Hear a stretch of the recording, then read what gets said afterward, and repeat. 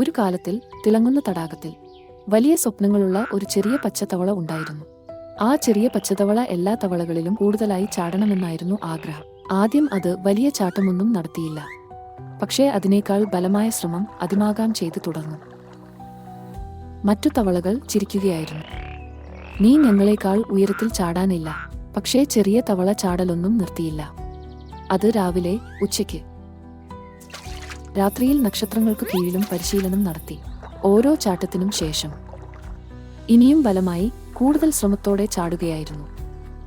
ഒരു ദിവസം അതിന് ദൂരത്ത് ഒരു വലിയ പാറ കണ്ട്. ഞാൻ അതിലും കഴിയാം എന്ന് വിചാരിച്ചു. അത് അതിന്റെ എല്ലാ ശക്തിയും ചേർത്തു.